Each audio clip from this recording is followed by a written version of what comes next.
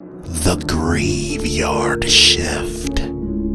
A dark and twisted true story.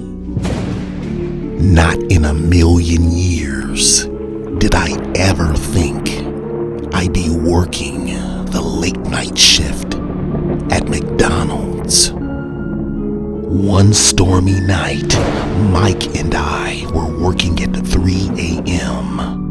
I worked the drive-thru. He prepared the food back in the kitchen. Most of the time, there were barely any customers that came through, and the ones that did were mostly cab drivers or police officers.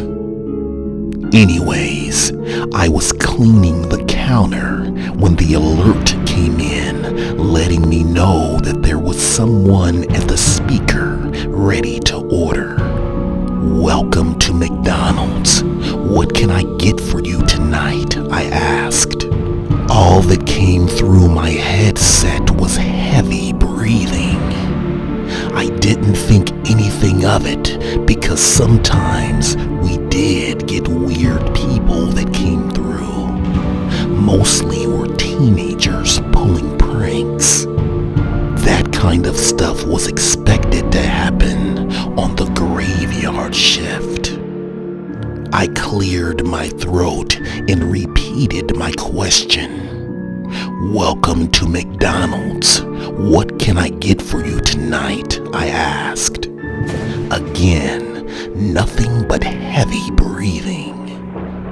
I went back in the kitchen and told Mike that it was just another silly prankster trying to scare us. He just giggled, shook his head, and continued making sandwiches. When I got back up front, it was dead silent. I just figured whoever it was had gotten tired of fucking around with us and left. I felt relieved. I just went back to my cleaning. Then the bell rang again. "Welcome to McDonald's. What can I get for you tonight?" I asked.